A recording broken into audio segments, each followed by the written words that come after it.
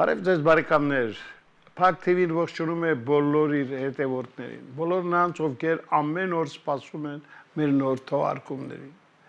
Դե մեր կյանքում ամեն օր էլ ինչպես նկատել եք, շատ հետաքրքիր իրադարձություններ են տեղի ունենում։ Եվ պիտի ասեմ, որ հատկապես այն մարդիկ, որոնց հետ մենք ջերմ այսպես հարաբերությունների մեջ ենք, որոնց հետ աշխատում ենք երկար այսպես շփվելու տարբերակով, գալիս են մեզ հուշելու, ապացուցելու, որ այն փոփոխությունները, որ կատարվում են մեր առօրյա կյանքում, դեռ չպարզ չի, թե ինչ վերջնագիծ կունենա։ Այսօր այս մի շարք կարևոր հարցերի մասին զրուցելու ենք մեր քաղաքական պետական գործիչներից մեկի Պարույր Հայրիկյանի հետ։ Բարև ձեզ, պարոն Հայրիկյան։ Շատ հետաքրքիր զարգացումներ են տեղի ունենում։ Ազգային ժողովը կարծես սկսեց ձևավորվել եւ արդեն առաջին լիստից պարզ դարձավ, թե ովքեր են եկել խորհրդարան։ Դա ձեզ չզարմացրեց։ Հիմնականում նույն պատկերն է, ինչ որ ունեցել էինք մինչև այսօր։ Դրական կերպարներ կան նույնիսկ մարդիկ, երիտասարդ պատգամավորներ, ում հետևելով ուրախանում ես, որ հեռանկարային գործիչներ են, բայց չեմ շտապում վերջնական գնահատական ճիշտ բաներ եք ասում, որովհետև եղել են մարդիկ, ում հետ ժամանակին կապի մեջ եմ եղել եւ հայրաբար խորհրդակցել, այսինքն փորձել օգտակար լինել, հետո տեսել եմ, որ նրանք հայտնվեցին չարի ճիրաններում, այնպես որ չեմ շտապում գնահատական տալ, բայց որ խորհրդարանական համակարգում որևէ քաղաքական ուժ կարող է հավակնել, ունենալ մեծամասնություն միայնակ, դա աշխարհում շատ քիչ պատահող բան է եւ ցույց է տալիս, որ մենք ինչ-որ մեծ շեղման մեջ ենք, ազգային շեղման մեջ, առաջինը այս սահմանադրությամբ, որի դեմ ԿՊ-ական կոչվածները հեղափոխություն արեցին իբր թե խաղաղ, ոչ բռնի, ինչ-որ թավշյա եւ այլ բառերի կույտ են հրշավոր համոզիչ դարձրել։ Այս սահմանադրության դեմ իրենք հեղափոխություն հայտարարեցին ժամանակին, հասան իշխանափոխության, բայց արդեն 8 տարին լրացել է, մենք ապրում ենք աշխարհի ամենախուժանց սահմանադրության, ամենահակամարտկային ապօրինի եւ ի վերջո Մուսոլինիի համար գրված սահմանադրության պայմաններում ապրող ազգը միայն հիմարները կարող են հավատալ, որ այդպիսի հիմնական օրենք ունեցող ազգը կարող է օրինավոր ապրել։ Մի խոսքով լավատեսության քիչ հիմքեր կան։ Չէ, ընդհանրապես չկան։ Լավատեսության որևէ հիմք չկա։ Մեր քաղաքական գործընթացները լավատեսության որևէ տեղ չեն թողնում։ Գաղափարական միակ, իսկապես գաղափարական հենվածք ունեցող ուժը ներկայացավ ԿՊ-ն։ Այսինքն ինչ-որ գաղափարներ ներկայացրեց, քաղաքակիրթ աշխարհի հետ մոտենալ ինչքան նրանք կկամենան, մյուսների հետ պահպանել բարիդրացիական հարաբերություններ, լինել իզմերի հակառակորդ, բայց միաժամանակ լինել խաղաղության մոլեռանդ հետևորդ։ Այսինքն մի տարօրինակ գժական բան է։ Մյուսները փորձում են լինել խորհրդարանում, դա իրենց իրավունքն է։ Գիտեք, մենք ազգային ժողովի նախագահի տեխնացիորը երբ քննարկում էինք, մենք այնպեսի փաստեր իմացանք, որ կարծես թե ցանկացած նորմալ երկրում դա անմիջապես մեծ աղմուկ կաներ, բայց մեր ժողովուրդը սովորել է հանգիստ ամեն ինչ ընդունել, մարսել եւ շարունակել այսպես խաղաղ ապրել իր համար։ Դուք տեղեկացաք, չէ՞, կենսագրականի նոր նախագահի ազգային ժողովի նրա ընտանիքի անդամների։ Մի խոսքով այս փաստերը ձեզ ինչ որ բան հուշում են։ Անկեղծ որ լինեմ, աշխատում եմ այդ բնույթի մանրամասների մեջ չխորանալ, ինձ ավելի հետաքրքրում է քաղաքական կողմնորոշումը, իրավական կեցվածքը եւ այդ տեսակետից զգում ես, որ նույնպես այնպեսի մի խառնաշփոթ է ստեղծված, որ շարքային քաղաքացին ստիպված լինի մշտապես չարյաց փոքրագույնը ընտրել։ Կամ խոսում են արդարադատություն իրականացնելու մասին այն դեպքում, երբ իրենք ամենալուրջ օրինախախտներն են, ես դրա մասին շատ եմ խոսել։ Կոնկրետ Նիկոլ Փաշինյանը որևէ երկրում կուսակցությունների մասին սահմանադրական օրենքի կոպտագույն խախտման համար, արդեն բանտում կլիներ։ Եվ տեսեք, մենք ունենք ընդդիմադիր գործիչներ, ամեն ինչից կխոսեն։ Կնոջ հակառակորդի կնոջ մանիկյուրի գույնից անգամ կխոսեն, բայց չեն խոսի ամենակարևոր բանի մասին։ Այսինքն իրենց համար իրենց ցույց տալը դառնում է ավելի կարևոր, քան ազգի համար ինչ-որ բան անելը։ Ես ընտրություններից առաջ էլ զգուշացրել էի, չէ՞։ Կուսակցությունների մասին սահմանադրական օրենքը խախտող իշխանության պայմաններում ինչ ընտրության եք դուք գնում։ Եվ դրանք հիմնավորել էի, թե հատկապես ինչ է նկատի ունեմ։ Եթե պետք լինի, խոսենք այսօր նաև դրա մասին։ Պարոն Այրիկյան, ես հիշում եմ դեռ ընտրություններից առաջ դուք հանդես եկաք մի շարք առաջարկություններից, առաջարկեցիք նաև ելքեր այս իրավիճակից դուրս գալու համար, ինչ որ բան հանրության տարբեր կառույցների կողմից ընդունվեց, ընկալվեց, թե այդպես էլ սայլը տեղից չշարժվեց։ Չէ, եթե սայլը տեղից շարժված լիներ, մենք արդեն այլ իրավիճակում կլինեինք, մանավանդ որ գիտեք, օրինակ ֆուտբոլի խաղի պայմաններում պատկերացնենք, երբ հակառակորդը սխալ է թույլ տալիս, դու օգտվում ես դրանից։ Մեր այսպես կոչված ընդդիմադիր հակառակորդ բառը չեմ ուզում օգտագործել, բայց հակառակ կողմում գտնվող իշխանական թևը լուրջ սխալներ թույլ տվեց։ Այստեղ երկու լուծում կա, մեկ այդ սխալների համար պատժել, երկրորդը թույլ չտալ, որ այդ սխալները խորանան։ Երկու ուղղությամբ էլ ես տարբեր ժամանակներում, ոչ միայն անմիջապես ընտրություններից առաջ, խոսել ասել եմ, գիտեք, բարեբախտաբար առայժմ անձնական խոսակցության ժամանակ ոչ ոք չի ասում, որ լավ էլի, հենա 100 հոգի կանք, դու էլ 100-ից մեկն ես։ Բոլորը ընդգծում են ձեր անցած ճանապարհը, ձեր դերակատարությունը, ձեր կատարած գործերը ազգի համար։ Այդ բոլորը ընդգծում ճանաչում են, բայց մասնավոր խոսակցության ժամանակ։ Հետո գնում են իրար հետ պայմանավորվում են, որ մեր գլխավոր նպատակն է անել այն, ինչ որ անում էր ԿԳԲ-ն։ Հայրիկյանին լռեցնել, Հայրիկյանին հեռացնել, իրականությունից Հայրիկյանին մոռացության մատնել, կամ Գորբաչովի խոսքերը վերջին. «Вам ответа не будет»։ Հասկանում եք, դա դասական բանաձև է դարձել։ Դա 87 թվականի գարնանն էր, ես ակսորավայրից իրան գրեցի, որ դասիր, եթե դու դեմոկրատիա ես սկսել, ես Հայաստան վերադառնալուց հետո անմիջապես անկախականների միավորում եմ ստեղծելու։ Մինչև քեզնից պատասխան ստանալը ես կամավորապես երկարաձգում եմ իմ ժամկետը։ Ու պատասխանը դեր, «Вам ответа не будет»։ Հետաքրքիր է, որ այդ ոգով են համակված Հայաստանի գրեթե մանավանդ խորհրդարան անցած ուժերի ներկայացուցիչները։ Մեծամտություն։ Գիտեք, շատ իմ կյանքում շատ է պատահել։ Ասենք ինչ որ խնդրում ես գիտեմ, որ շատ առաջ եմ, բայց խոսում եմ եւ նույնիսկ այդ իմ շատ առաջ եղած խնդրում մարդուց, որը իմ փորձառության 10%-ն էլ չունի, ստանում եմ կարևոր տեղեկատվություն եւ ուղում եմ կատարում։ Բացարձակ ժողովրդավարության այդ բանաձևի անունը ես ստացել եմ Լուիզայից։ Եվ ինքը հիմնավորում էր քաղաքագիտության մեջ բացարձակ տերմինը օգտագործվում է։ Իսկ այստեղ ինչ է կատարվում։ Կարող են գալ քեզ հետ առանձին խոսել, իրենց հարգանքի մասին խոսել, բայց գործնականում ասում ես՝ մի անգամ պարլամենտում հարցրեք, Նիկոլ Փաշինյան, դուք կուսակցությունների մասին սահմանադրական օրենքի համաձայն պարտավոր եք 21-րդ հոդված կետ 5 Պարույր Հայրիկյանից ստացված սահմանադրության վերաբերյալ հանրագրերը քննարկել ԱԻՄ-ից ստացած կամ 17 քաղաքական ուժերի կողմից ուղարկված։ Դուք չեք քննարկել։ Չգիտեք, որ դա լավագույն դեպքում անփութություն է, իսկ ընդհանրապես իշխանության չարաշահում, որը քրեական հանցագործություն է։ Ասում եմ, այդ հարցը տվեք, տեսեք ինչ պիտի պատասխանի։ Չեն տալիս, ուրեմն կամ ներքին պայմանավորվածություն ունեն, կամ այլ բան, կամ կարող են հասարակ մի բան վերցնել։ Ազգային օրենքի քննարկման ժամանակ անձամբ Ալեն Սիմոնյանը ինձնից վերցրեց առաջարկ, որպեսզի փոխանցի կառավարություն։ Այնպես չի որ, գիտեք, քարտուղարություն բան կորցրել են։ Դուք դա էլ օրենքը խախտելով չեք քննարկել։ Եթե քննարկեիք, մենք կունենայինք Միքայել Նալբանդյանի բառերով գրված սահմանադրության ամենալավ տարբերակը։ Ի վերջո Միքայել Նալբանդյանը մեր մեծագույն ազգային եւ ազատասիրական գործիչն է, ու շատ ճիշտ է, որ մենք այսօր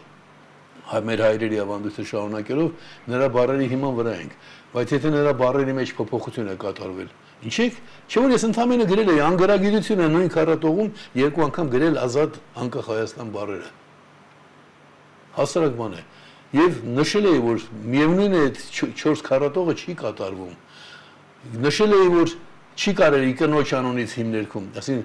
կինը չպետք է ասի հայ եղբայր քեզ մի դրոշ եւ հայ սպան, հայ ոստիկանը, հայ տղամարդը կանգնի երկի։ ահա եղբայր քեզ մի դրոշ գիշերները այդ բոլորը հիմնավորված տվել է չեն քննարկել այդ հանցագործությունը ունենում է հետևանք մենք այսօր ունենք այնպիսի մի հիմներ Միքայել Նալբանդյանի բարերի պղծումով որ այսօր մարդիկ որևէ ազգի ամենասիրած երկը պիտի լիներ իր ազգային օրհներգը բայց այնպեսի բովանդակություն ունի որ որևէ տղամարդ ախր չի կարող էլի ասել գիշերների ես քուն չեղա արտասուքով լվացի հասկանում եք այդ ամենը հետևանք է օրենք խախտելուն այնպես որ ընդհանուր առմամբ երևույթների մասին խոսում ենք ես տեսնում եմ մենք գործ ունենք օրինախախտ իշխանավորների հետ եւ նրանք անպատիժ են մնում որովհետեւ ընդդիմությունը, որի առաքելությունն է բարձրացնել այդ հարցերը, ասում են, քանի որ Հայրիկյանից է գալիս, ազգի համար փրկարար սահմանադրությունը, Հայաստան աշխարհի ամենաառաջադեմ ազգ դարձնելու այդ հնարավորությունը անտեսենք։ Բայց չտպտանք, խոսենք, կեցվածք ընդունենք, ցույց տանք, եւ վերջում հայտնվելու եք այնտեղ, որ նախատեսված է բռնապետության պայմաններում, նախատեսված է բոլոր մարդկանց համար։ Պարոն Հայրիկյան, տեսեք, ազգային ժողովի առաջին նիստը երբ տեղի ունեցավ 9-րդ գումարման նստաշրջանի առաջին, շատերի համար անսպասելի այդ նիստին չմասնակցեց ամենայն հայոց կաթողիկ ապարը եւ սա շատերի համար անակնկալ էր, բայց որքանով էր դա արդարացված եւ ընդհանրապես եկեղեցի իշխանությունը այս հակամարտությունը դեռ որքան կարող է շարունակվել։ Դա նախ եւ առաջ այդ անսպասելին երևի պետք է հիմնավորել, դա օրենքի խախտում էր։ Դա եւս մեկ անգամ ցույց է տալիս, որ մենք գործ ունենք օրինախախտ իշխանությունների հետ, որոնք անմեղության կանխավարկած կոչված հասկացությունը բոլոր ոլորտներում պարտավոր են օգտագործել։ Գիտեք, սկզբունքային մի բան կա, ինչով էր տարբերվում սովետական եւ քաղաքակրթական ընկալումները։ Սովետական միության պայմաններում ասում էին ավելի լավ է 10 անմեղ մարդ սպանվի, քան թե մի հանցագործ մնա չպատժված։ Քաղաքակիրթ աշխարհն ասում է, ավելի լավ է 10 հանցագործ անպատիժ մնա, քան թե մի անմեղ մարդ պատժվի։ Սրանք գնում են այդ բոլշևիկյան մտածելակերպով։ Ձեզ ով է իրավունք տվել ձեր բթամիտ ուղեղներով, բթամիտ, ես հիմա կհիմնավորեմ ինչու եմ ասում բթամիտ։ Հանկարծ որոշել, որ այդ օրենքը պիտի խախտվի, օրենքը փոխեիք սկզբից։ Փոխեիք եւ չհրավիրեիք վեհապար Հայրապետին։ Երկրորդ, անցած օրը ես մի տիկնոջ Փիրուզա ազգանունից պայն չեմ հիշում, գրեցի եւ ինքը սիրով ընդունեց, ինքը քննադատում էր իշխանությունների վերաբերմունքը ամենայն հայոց կաթողիկոսի նկատմամբ, բայց այնտեղ չէր նշել մի հանգամանք։ Եթե նույնիսկ վեհապար Հայրապետը ինչ որ դրսևորումներ է ունեցել ոմանց ոչ հաճելի կամ եւ այլն, իրենց կարծիքով քննադատելի կամ եթե իսկապես ինչ որ օծվելու պահից, օծվելը դա հավասարազոր է նման է կամ այսպես ասենք, երբ երեխային տանում են կնքելու, կնունքից հետո ասում են, որ դու վերածնվեցիր, այս պահից այլ մարդ ես, օծյալ է, կաթողիկոսը օծյալ է, հիշում եք, հոկտեմբերի 27-ին այդ ողբերգական օրը, դա նշան էր մեզ համար նաև, որովհետև կաթողիկոսի հոգևոր կյանքի նկատմամբ որևէ միջամտություն անհետևանք չի մնում, այդպես ասեմ, մեղմ ասեմ։ Ուրեմն տեղի ունեցավ կաթողիկոսի օծումը հատուկ արարողությամբ։ Մի քանի տասնյակ տարին մեկ տեղի ունեցող արարողությամբ։ Կաթողիկոսը օծյալ է։ Օծյալը նշանակում է վերածնված մի մարդ, մեկ այլ։ Դու քո ընկալումը պետք է փոխվի անգամ եթե հավատացյալ։ Չես օծյալ։ Սրանց մոտ այդ պատկերացումը չկա։ Իրենք կարծում են թե դա ամեն ինչ հեքիաթ է, բոլշևիկյան դասագրքերում գրած Աստված չկա, Տեր չկա, հոգևոր հայրեր չկան, հայրենիք չկա, վաղը կասեն լեզուն էլ կարևոր չի։ Այնպես որ դա եթե ոմանց զարմացրել է, պետք է չզարմացներ, պետք է ուղղակի արձանագրեին, որ ահա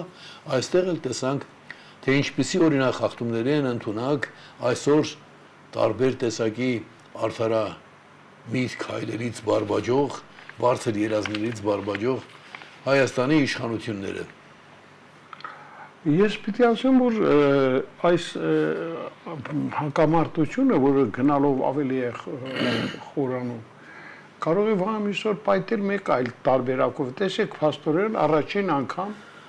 ամենայն հայոց կաթողիկոսը պիտի կանգնի դատական ատյանի առջև, չէ՞։ Դա նրա հանդեպ քրեական գործ է արուճված։ Սա որքանով է այսպես ընկալելի։ Արդեն միջազգային հանրության ներկայացուցիչներ են դատապարտում մի քանի օր առաջ համացանցում տարածվեց Լե գործչի նամակը բավական հիմնավոր, որը գիտեք ցույց է տալիս արտաքին աշխարհի ընկալումը։ Միայն թշնամիներն են հայ հոգևոր կյանքի նկատմամբ այդպիսի վերաբերմունք դրսևորել եւ ասեմ շատ հաճախ բավական զգուշավոր։ Ցեղասպանությունից առաջ թուրքական պետությունը աշխատավարձ էր տալիս հայ հոգևորականներին։ Այսին ասում են հոգևոր կյանքին չմիջամտենք։ Ես հիշում եմ տատիկիս պատմությունները։ Դե հայրիկյան գերդաստանը Պոլսում շատ հայտնի էր, վերջերս պարզվեց, որ ազգային գրադարանում կա, մենք մեր գերդաստանում դա չգիտեին։ Աբրահամ Հայրիկյանի հետ Եղեռնի մտավորական զոհերի թվում է եղել ինքը,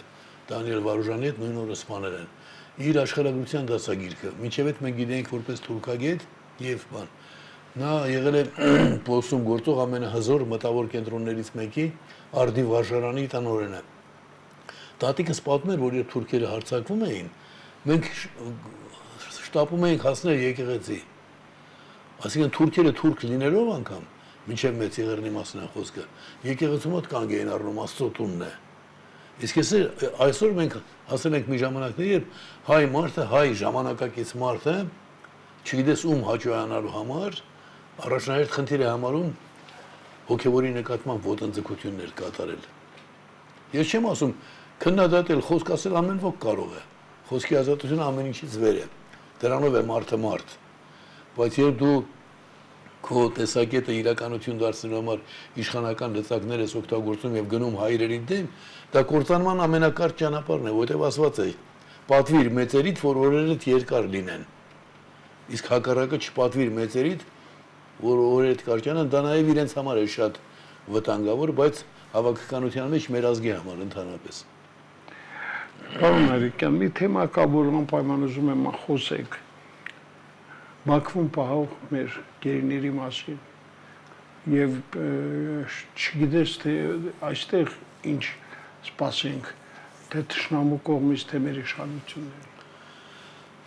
Պիտի սկսեմ նրանից, որ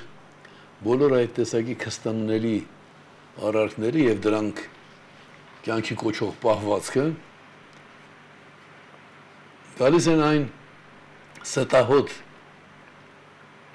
հիմնավորումից, թե հանուն խաղաղության մենք պիտի լինենք համբերատար, սպասողական, չգրգռենք թշնամուն եւ այլն եւ այլն։ Բոլոր հայ մարդկանց ուզում եմ հիշեցնել ստեղծված խաղաղ իրավիճակի հետ Նիկոլ Փաշինյան կոչված ստախոսը ոչ մի կապ չունի, ոչ մի կապ, որևէ քպայական, որևէ հայ մարդ, ես նույնպես ոչ մեկս կապ չունենք ստեղծված հարաբերական խաղաղության հետ։ Եվրոպական միությունը զսպիչ գործողություններ կատարելուց հետո, հայտարարություններ կատարելուց հետո որոշեց, հասկանալով, որ այդ ամեն ուղեկցվում է սադրանքներով, Ալիևի կողմից, բռնապետ Ալիևի կողմից, ամեն դեպքում զգուշանալով լարվածությունը խորացնել, ունենալով նաև, գիտեք չէ, նրանք շատ լավ գիտեն, որ Ռուսաստանը իր նույն գազը վաճառում է Ադրբեջանի միջոցով։ Ամենայն դեպս այդ իրավիճակը նաև հաշվի առնելով, նրանք որոշեցին ուղարկել դիտորդներ, որի դեմ սկզբից շատ եղան թշնամական հայտարարություններ, նույնիսկ հարևան պետությունների կողմից, որ օտարներն են միջամտում, բայց ի վերջո այդ դիտորդները, սադրանքները գրեթե վերացրին։ Այսինքն խաղաղության հետ ոչ մի կապ չունի Նիկոլի ստրկահաճո, թշնամահաճո, ստրկամիտ կեցվածքը ոչ մի կապ չունի դրա հետ։ Ուրեմն երբ սկսեց խոսել խաղաղության մասին, առաջին խոսքը պիտի լիներ ոչ մի ռազմագերի, մենք տվել ենք բոլոր, նույնիսկ հանցագործներին տվել ենք ձեզ, դուք էլ պիտի ազատ արձակեք բոլոր հայերին։ Նիկոլ Փաշինյանը դա ինքը սիրում է պահել խնդիրներ, անլուծելի թողնել, որպես այդ խնդիրները շահարկելով արդարացնի իր իշխանության մնալը։ Սա ասում եմ հատկապես այն բոլոր բթամիտների համար, որ ընտրությունների ժամանակ ասացին, դե ի վերջո Նիկոլը չարյաց փոքրագույնն է, գոնե Նիկոլին ընտրենք։ Դուք ողորմելի անգրագետներ եք։ Կրկնում եմ, եթե այդ տեսակետով եք, նա որ ասում է Նիկոլը լավն է, ես դրա համար Նիկոլին ձայն եմ տալիս, իրեն հասկանում եմ։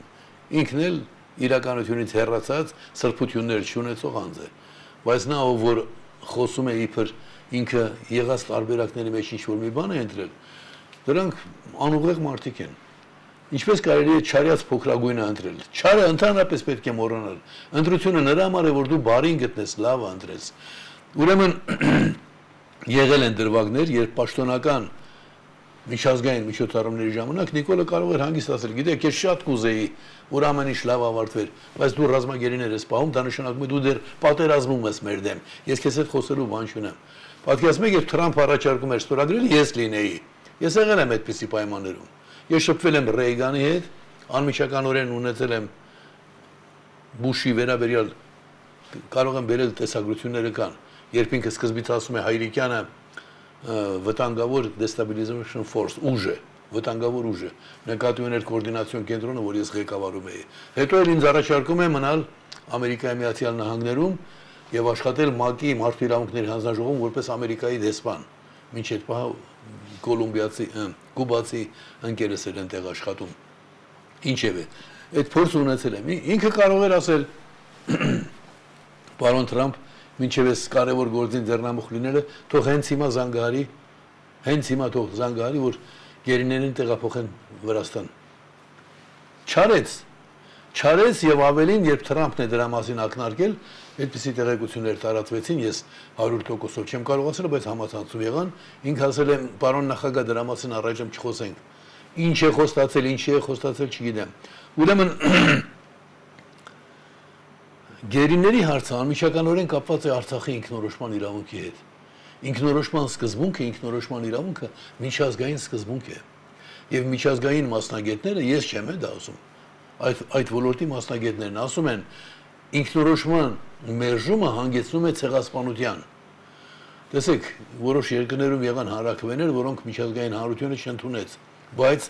ոչ թե մերժեց ինքնորոշման իրավունքը, այլ ասեցին, այս պահին վտանգավոր է։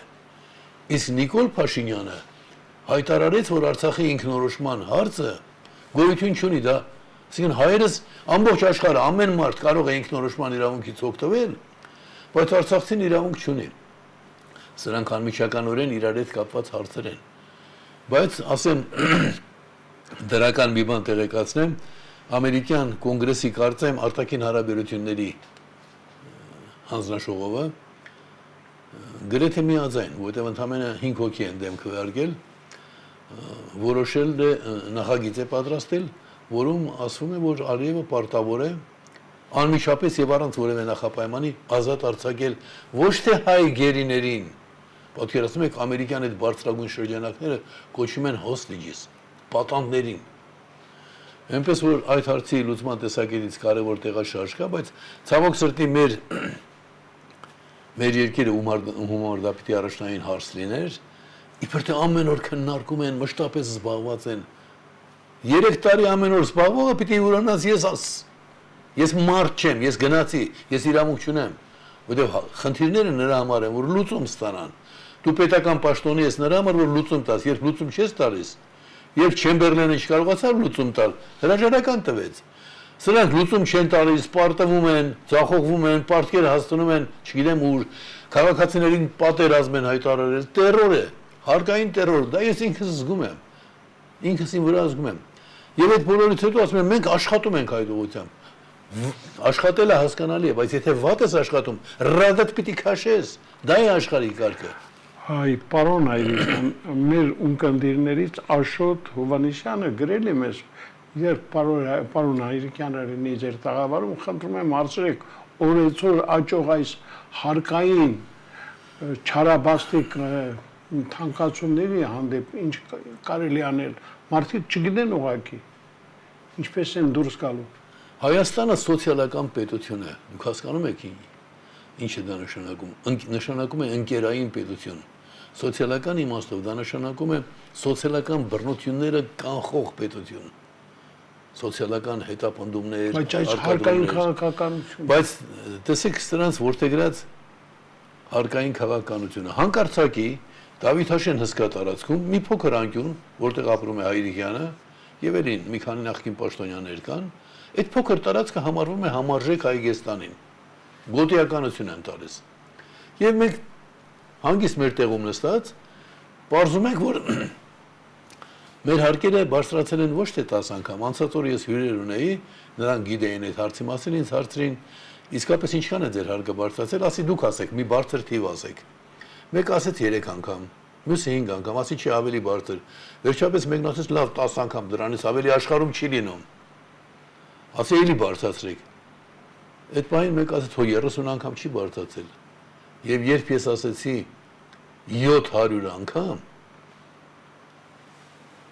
ես նույնիսկ զգացի որ ոմանք սկսեցին կասկածել թե ճիշտ եմ ասում թե չէ։ Այս տարի ես վճարել եմ 5 միլիոն 200,000 դրամ։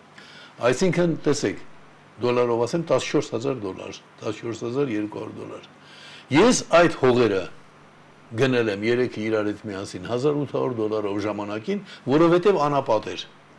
Այդ անապատը դարձրել եմ այգի, շինություններ եմ կառուցել։ Ի վերջո զգալով որ պետք է նաև այդ պարտքերը փակեմ, ամերիկյան մեծ վարկեր եմ վերցրել, արագ շինություններ եմ կառուցել, որ ինչ որ չափով նաև վարձով տամ։ Հիմնականում Գերդաստանի համար էի կառուցում եւ մտածում որ դա հետո պիտի դառնա ազգային կարևորագույն թանգարաններից մեկը, որտեղ դու գնում ես ոչ թե ինչ որ մեկի անունով շենք են կառուցել, ասում են իր թանգարանն է, այլ այդ մարդը ինքն է կառուցել։ Եվ այնտեղ այնպիսի արժեքներ կան, որ տասնյակ միլիոններ արժեն, ամենայն պատասխանատվությամբ եմ ասում։ Միայն այդ պատվոտախտակը, որի վրա գրված է, որ ձեր վճռականությունից եւ նվիրումից սկիզբ առավ 300 միլիոն մարդու ազատագրումը եւ տրված ամերիկյան ամենաբարձր մակարդակով։ Մենակ դա անգին է։ Ինչևէ, ես մտածում եի դա կդարձնեմ թանգարան, բայց մինչեւ այդ թանգարան դարձնելը պիտի պարտքերը փակեմ, ուրեմն վարձով կտամ, վարձակալությունից ստացված գումարները կտամ։ Հիմա ես վարձակալության տալիս եմ, բայց այս պահի դրությամբ այդ ամբողջ գումարի կեսը տարեկան գույքահարկ տալու կեսը դեռ չեմ հավաքել։ Բայց պարտքերը ինչպես պիտի փակեմ։ Եվ ինչ է ստացվում։ Ուրեմն ես գնել եմ $1,800, նախնական հողը հետո կողքը հավելյալ մաս կա $1,000 էլ դա եմ գնել, թող իրար հետ լինի 3,000։ Այս տարվա իմ տալի գույքահարկը 4 անգամ ավելի է, քան ժամանակին ես գնել եմ այդ հողը ու շենացրել։ Այսինքն ու աշխարհի ուրիշ երկրներում այդ անապատը այգի դարձնելու համար ինձ կպարգևադրեին, ել չեմ խոսում այն բանի մասին, որ իմ կարգավիճակում եղած որևէ մեկը բոլոր Ուկրաինա, Վրաստան, այդ բոլոր երկրներում պետությունից հատուկ նպաստ են ստանում։ Ես պետականորեն ինձ հասնողը, որ նոր վերադարձել է, ասում եմ, որ կարող ենք փոխհատուցել։ Ասել եմ, չէ, իմ պետությունից ես բան պիտի վերցնեմ։ Այսինքն 18 տարի կյանքիցս տվել եմ մեր ազգին, որպեսզի հետո 77 տարեկան հասակում կլոր տարին աշխատեմ օրական 10 ժամից ոչ պակաս, նույնիսկ 12 ժամ։ Այդ նամակագրություններս վարձականների բաների հետ թույլ չեն տալիս, որ գրքերով զբաղվեմ։ Եվ հիմա էլ գումար աշխատեմ, որ էլի տամ։ Ես երջանիկ եմ, որ հայրենիքից տվել եմ ու տալիս եմ ու կտամ։ Բայց սա քաղաքականություն չի, այնտեղ մարդիկ կան, որ հուսահատության մեջ վաճառում են իրենց տները եւ գնորդ չկա։ Այն որ ես մի անգամ նույնիսկ ուղղակի ասացի, լսիր, այ երկու տանի, դու ինձ ասել ես վաճառիր, վաճառում եմ։ Արի կես գնով գնիր։ Կամ գնիր 1/3-ով դարձրու թանգարան։ Բայց կես գնով գնիր, ինչ ուզում ես արա, միլիոն աշխատիր։ Ինչևէ, ես իմ վիճակը ինչու ասացի, ուրիշների մասին որ խոսեմ, կարող է ստացվել, որ նրբերանգներ կան, որ իբր չգիտեմ։ Բայց իմ օրինակով տեսնում եմ։ Եվ ինչն է ուշագրավ, որ այդ փոքր թողամասը որ ասեցի, այդտեղ սկսած ճանապարհներից վերջացրած հոսանք, ջուր, գազ, ամեն ինչ բնակիչները իրենց ուժերով են արել։ Այսինքն պետությունը որևէ ներդրում չի արել։ Ընդամենը կամուրջը որ կառուցվել է, մի քիչ դերը մեծացել է, մոտեցել է կենտրոնին։ Բայց կենտրոնը ուր, Այգեստանն ուր, Այգեձորն ուր, Դավիթաշենի այդ թաղամասը ուր, հատուկ արված է նաև իմ դեմ, ես հասկանում եմ, բայց ինձ դա չի վախեցնի։ Կրկնում եմ, 18 տարի ես իմ եղած չեղածը տվել եմ ազգից, որտեղ ազգի ազատության համար է ես զինվոր դարձել։ Հիմա էլ եղած չեղածս էլի հավաքում էլի կտամ։ Բայց այդ իրենք չեն մարսելու դա մարսելու բան չի։ Պարոն Այրիկյան, ես իհարկե ուզում եմ ձեզ մաղթել համբերություն առաջիներ, առողջություն։ Դե նոր խորհրդարանը մեկնարկել է, հուսանք, որ ինչ որ բան մոտապագայում կարող է փոխվել։ Չարծարը բարի պտուղ չի տալիս։ Պարոն Ղուշյան, մենք հայ ենք, հայերը 2000 տարի առաջ արդեն սկսել են որդեգրել եւ 1700 տարի առաջ որպես համակարգ ընդունել են քրիստոնեական արժեհամակարգը։ չար ծառը բարի պտուղ չի տալիս։ Ծառը ինչ լինելը որոշում է, ասում է ծառը ինչ լինելը որոշում է իր պտուղով, չէ՞։ Մենք գիտենք, որ գործ ունենք խաղաղությունից ստախոսության բարբաջող ղեկավար, նա չարն է, նրա ստեղծած թիմը առաջնորդվում է չարով, սուտը չարի գագաթն է։ Բոլոր չար գործերը արդար ուղեկցվում են մշտապես ստով, այլապես չեն գոյատևի։ Հիմա չար ծառից դուք ակնկալում եք չար ծառը կտա բարի պտուղ, ես դժվարանում եմ դրան հավատալ, մինչև իրենք չփոխեն իրենց էությունը, իրենց արժի համակարգը, իրենք որևէ լավ բան տալու ընդունակ չեն։ Սրանց օրոք մենք միայն վատն ենք ստանալու։ Շնորհակալ եմ, որ եկաք։ Ես եմ շնորհակալ։ Սիրելի բարեկամներ, մեր հանրաճանաչ պետական գործիչներից Պարուր Հարիկյանն էր այսօր Փակ TV տաղավարում։ Սպասեք նրան առաջիկայում եւս։ Իսկ այսօր այսքանը, ցտեսություն։